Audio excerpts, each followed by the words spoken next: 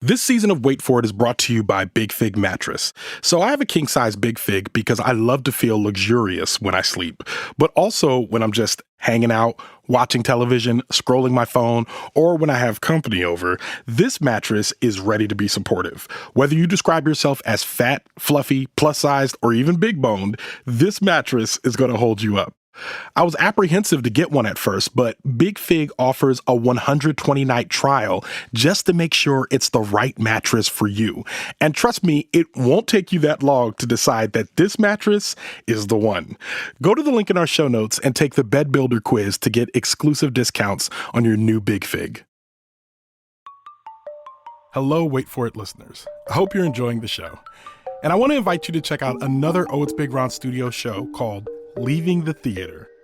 Leaving the Theater is a television and film review podcast that started with me reviewing movies as I walked out of the theater immediately after seeing them. It's now expanded to include me reviewing television and streaming titles on my couch as well. These are the freshest take on what we just watched, and it's a lot of fun. On each episode, I talk with my movie-loving friends or colleagues from other podcasts, and we rate whatever we watched from 1 to 5 stars. If you're an overthinker like me, you'll enjoy agreeing and disagreeing with my analysis. Again, that's Leaving the Theater, available everywhere you listen to podcasts.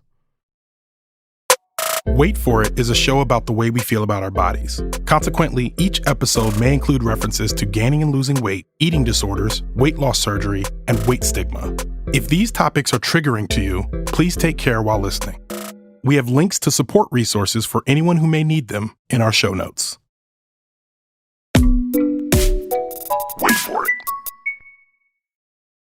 Fat women are one of the most common search terms in porn. This is Dr. Kate Mann. I am an associate professor of philosophy at Cornell University, and I'm the author of a couple of books, most recently Unshrinking: How to Face Fat Phobia. Dr. Mann has written extensively about desirability and attraction, especially when it comes to fat women. One thing she's mentioned in her writing is about the sexual appeal of fat women in secret. So, that doesn't mean that fat female bodies are the most desired, but it means that it's a really common sexual preference.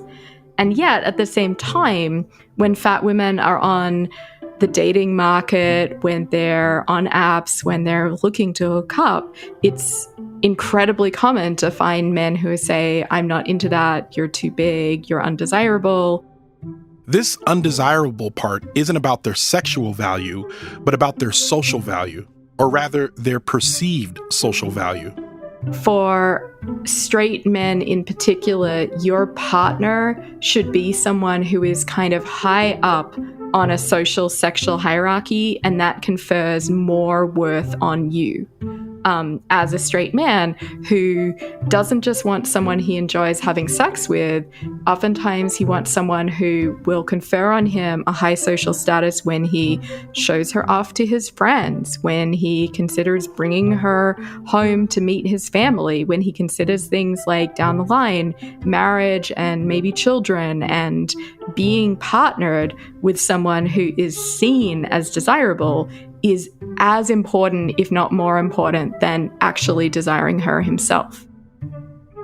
This was something I basically said myself in season 1 about Caitlin from college. She didn't fit the type of woman I felt like I was supposed to be with, the archetype of the perfect woman for me that I created in my mind. Let's play back the tape from season 1. They had to be black, with a nice body, good-looking, church-going, high-achieving, supportive of my ideologies and goals, family-minded, a wife type. That's who I was supposed to be with. I'm sure this sounds familiar, a dude being shady or secretive about their attraction to fat women. That's probably because when we talk about dating and fat women, these are the types of stories we tend to hear. But this is not one of those stories. I'm not apologetic for being fat. I love my body. I think my fat body is like a selling point, in my opinion. I'm Ronald Young Jr., and this is Wait For It. Waiting. Soft. Waiting. Jiggly. Waiting. Large. Wait for it. soft, Wait for it. jiggly, Wait. large. Waiting. Wait for it. Okay, Slay.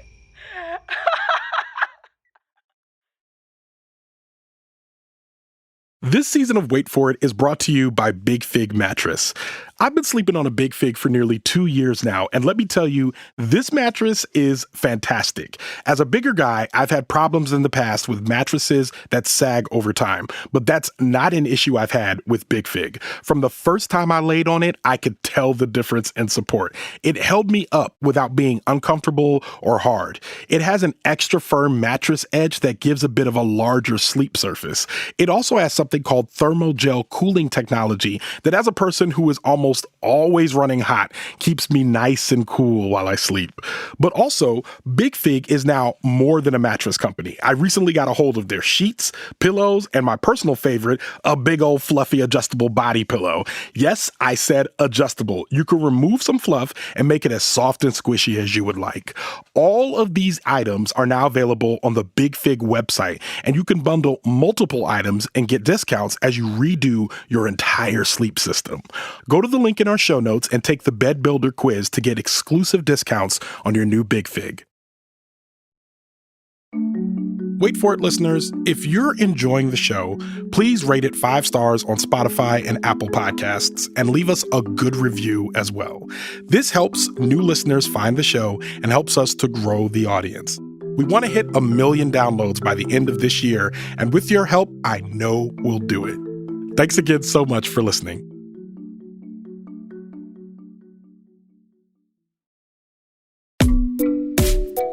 Wait for it. The way that I would describe myself physically is that I'm a brick house. I am tall. I'm 5'10", and I'm fat. This is Christy Wilson. I am a graphic designer and a fat activist and a pole dancer. Christy has what has been described as a sparkling personality. She laughs easily, is very social, and generally a lot of fun to be around. Christy has always been fat. I've been fat since the get-go. Huge baby. Large child. But unlike most children, I didn't have fat-phobic parents, or at least not parents who projected their fat phobia upon me. My mom was always really kind to me about my looks. And something I've been learning about in therapy is the voice in society sticks around, but what your parents tell you is the thing that you have to fight inside you for your whole life. So Christy wasn't worried about her weight in the way some of us are, wrestling with this internal voice. As a matter of fact, her internal voice tended to argue with the external voices of people outside of her home that reminded her that she was fat. Obviously, people told me I was fat, so it was confusing. I do feel like I had this person inside me that was well, I don't feel unattractive. I don't feel ugly. But this voice inside me was constantly arguing with external situations like people at school and whatever. Hearing her talk about her inner voice arguing with external situations made me think about my inner voice. Unlike Christy, my inner voice tends to validate external feedback. If that feedback is positive, then all is well. But when that feedback is negative, my inner voice tends to take that information and weaponize it against me. Christy wasn't operating against herself in that same way, but people's opinions were making her self-conscious, and she did try to lose weight as a result. But while trying, something happened. Literally at the time that I was losing weight, I started learning about fat acceptance. I was 18 and I got really lucky and I found the body positive fat acceptance spaces on Tumblr. Much like Tracy Cox's experience with Tumblr in season 1, Christy was inspired by seeing so many fat women boldly show their bodies unabashedly without fear or shame. They were claiming their right to be hot, despite what any external voice would say to them. This had a deep impact on Christy.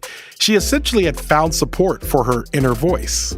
Part of my road to feeling okay was like, it doesn't matter what other people think. Like, I like what I look like. I like what my body does. I deserve just to exist and live and be happy and do things that humans do. And I think that I separated that from my desirability and like whether other people would accept me or not. And so I spent so many years just dressing like I was hot, acting like I was hot, just like living my truth or whatever. And then at some point, people just started hitting on me and like telling me that I was hot. But yeah, I feel like I was gaslit my whole life about being hot. And I was this the whole time and I just didn't realize. And now I'm like, okay, I guess I'm hot. So fast forward to the present. If you follow Christy on Instagram, you would see her doing a lot of hot girl stuff. There's clips of her pole dancing and line dancing. She's bold with her fashion choices. She loves colors and clothes that shine. She wears bikinis, and she is not ashamed of her body in the least. She's more than willing to show some skin and owns every part of herself. Christy was also newly single. She had spent most of her 20s in long-term relationships. So I was trying actively to not be in another monogamous relationship, which means I was looking for things that were pretty casual. I am queer and fuck really any... Oh, I don't know if I should be using the word fuck. You can say whatever you want. Okay, slay. Well, I have sex with every gender. On the dating apps, I swipe on fat people of like every gender. But when she saw the profiles of other fat women, she noticed something. A lot of the photos are not full body photos. They're like close-ups of their face. And like, I just get this feeling that like they're either trying to hide or minimize the fact that they're fat or seem maybe apologetic about it. The world tells people that fat people are like gross and undesirable. I think that like a lot of fat people internalize that. But Christy doesn't. She believes that her acceptance of her attractiveness, despite societal messaging, is a key part of her dating experience. When Christy presented herself on the apps, she didn't hold back anything. It's so funny how people like, you know, soft, jiggly, large parts on bodies, but then there's like these rules about which parts are allowed to be big and jiggly. And I literally look at my tummy and I'm like, you're trying to tell me you like big jiggly titties, but then the fact that my tummy jiggles is like somehow unappealing. Christy intentionally using the term big jiggly titties resonates with me because with my own regard to attraction, the jiggle of a titty has always been a feature rather than a bug. So why should a jiggle anywhere else be unappealing? And Christy uniquely understands the appeal of a jiggle. I'm not apologetic for being fat. I love my body. I think my fat body is like a selling point, in my opinion. And so I guess that's the energy that I'm trying to put out there online. The idea that her body is the selling point is radical thinking. To be clear, I think it's true. But often what we see as the selling point of most bodies is the one perceived desirable portion. Abs, sculpted shoulders, a tiny waist, big defined muscles, big symmetrical breasts, big butts. But Christy is proposing that the fat itself could be the main event if we let it. And this public, unabashed, self-actualized hotness bumps up directly against what Dr. Mann was saying at the top of the episode. Because as a hot and horny girl, Christy was never going to be anyone's secret. But even though Christy was fully accepting of herself and her body, being a fat woman having sex led to some interesting moments. I was hooking up with this guy, and he tried to physically move me during sex. And he was not prepared for how heavy I would be. And I just thought it was really funny. And I started laughing, which sex is fun. You should be able to giggle. And so I was laughing and I was like, oh, you've never done this before. I can tell. And he was shy about it, but I thought it was really cute. And so, if you hook up with a fat girl, you really got to put your back into it.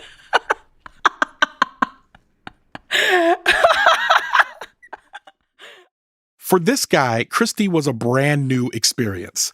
And after her encounter with him, she began to note when she could identify other first-timers. She came up with a shorthand. So my friends and I just started using the acronym FFG for First Fat Girl. And when it would happen, I would message them and be like, we got another FFG, fellas. FFG, First Fat Girl. This knowledge could have been a source of discomfort or shame for Christy, but rather than shrink away from this, Christy leaned all the way in. She became a bit of a social scientist and both pioneer and frontier. She began asking before things got physical with her man partners whether or not they had ever been with a fat woman. I just kept asking, and part of it was just like, I guess, a social experiment for me. It feels like I'm a fucking scientist.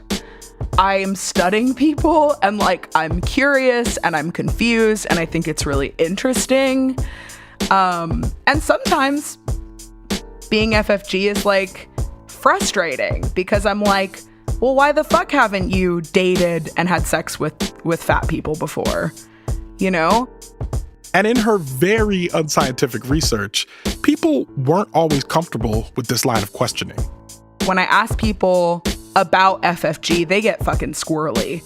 They feel uncomfortable having to talk about it. And I understand that too, because I can understand why a person might be afraid to say the wrong thing. And maybe the discomfort should have been a clue to something deeper. This squirrely reaction is that of a person working out something in their mind and being hesitant to respond honestly.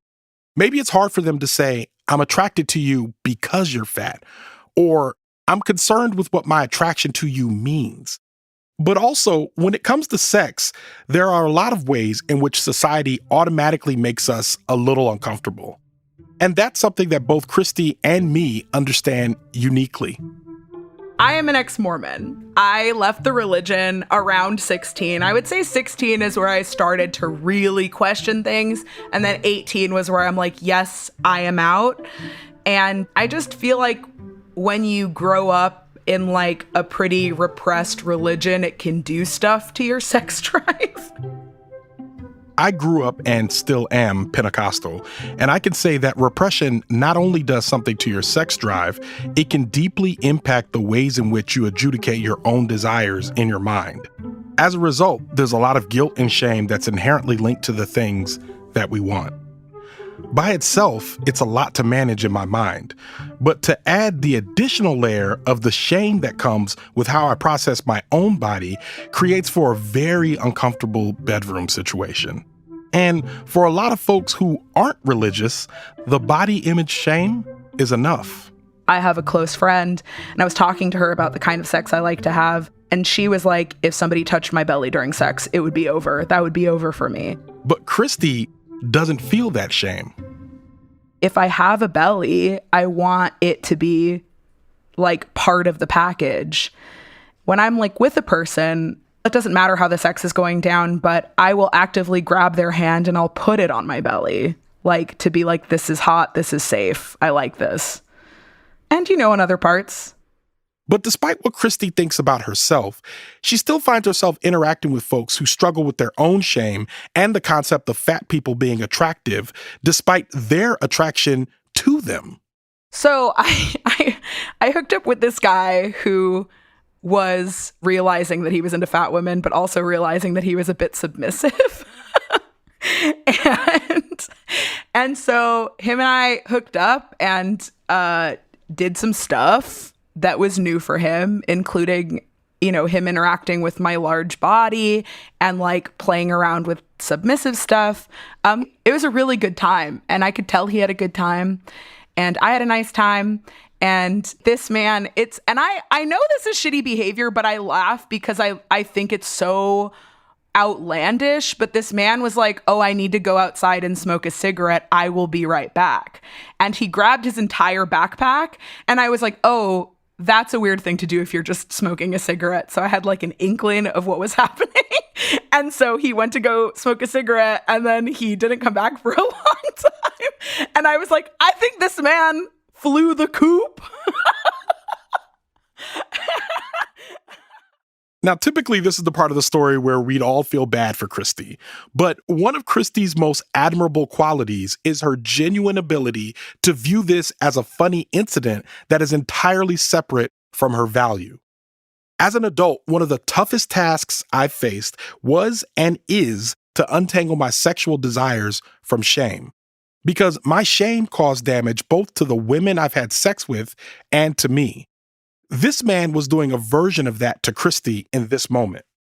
But Christy spoke up immediately, even when the guy tried to avoid her.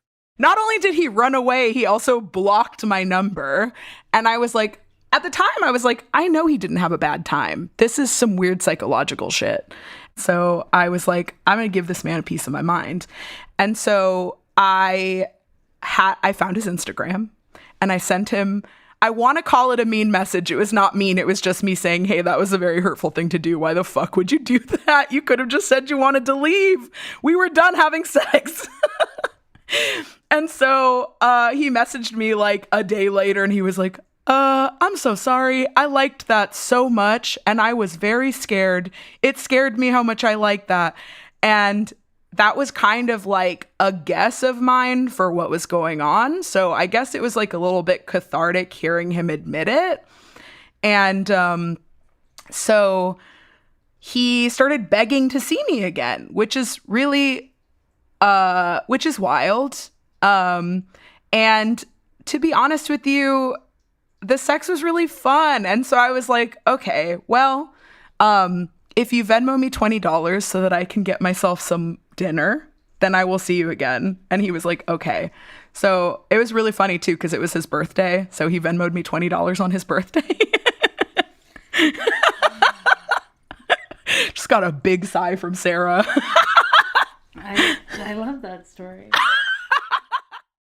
Christy knew what this man was dealing with, and she had the option to just forget about him.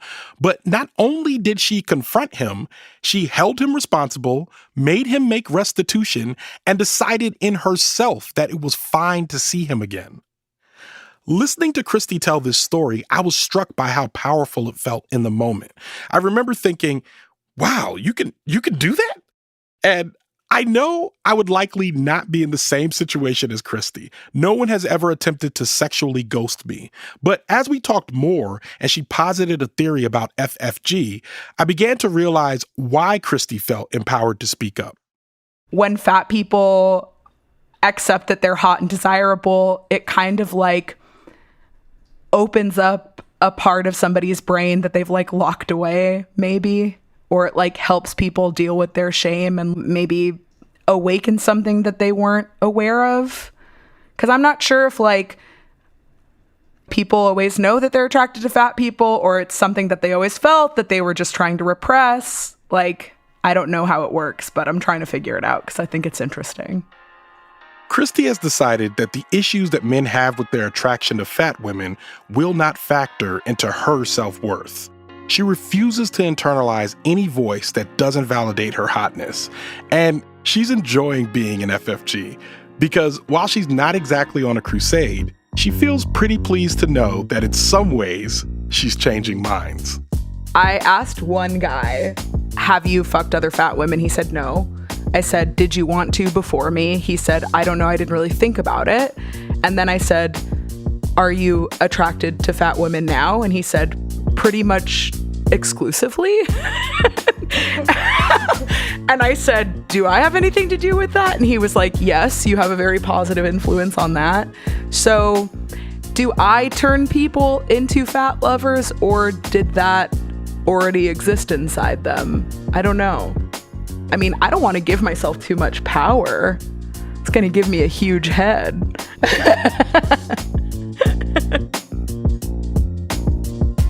If you want to see and hear more of Christy's adventures, you can follow her on Instagram at Chrissy Cakes. That's at CRISYCAKES.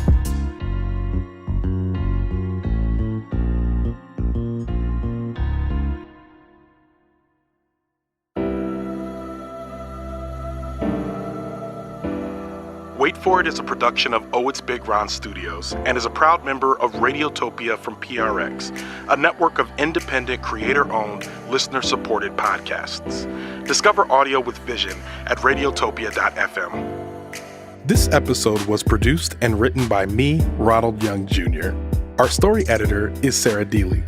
Sound design and mixing from the Reverend John Delore of Starlight Diner. Show art by Heather Wilder.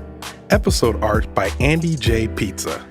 Theme music from Jey Red, with additional music from Mass Potential, The Artist DT, and the mysterious Breakmaster Cylinder. Special thanks to Christy Wilson and Dr. Kate Mann. You can follow me on Instagram, Threads, X, and TikTok at OhitsBigRon. That's at OhitsBigRon. You can find out more about this show and other OhitsBigRon Studios shows by following us on Instagram at OhitsBigRon Studios. If you have a story about weight you'd like to share with us, shoot us an email at weight@OhitsBigRon.com. That's WEIGHT@OhitsBigRon.com. Wait For It will be back next week. Thanks for listening. Wait for it. And then just say your name, Christy Wilson. Christy Wilson. And just, I'm not telling you to smile in the patriarchal way that a guy tells a woman to smile, but smile while you're saying it so we can hear it on the mic. You can hear the smile? Yeah. Yeah, you can hear the difference between a smile and a non-smile, yeah. Okay, Christy Wilson. Oh my God! That's so cute. All right, Wait For It listeners. Once again this season, we're planning to do a mailbag episode, which is where story editor Sarah Deely and I will respond to some of your questions and stories on an actual episode. So if you have a question or just want to share some of your experiences with weight, please email us at weight@OhitsBigRon.com. Again, that's WEIGHT@OhitsBigRon.com. That email is also available in the show notes.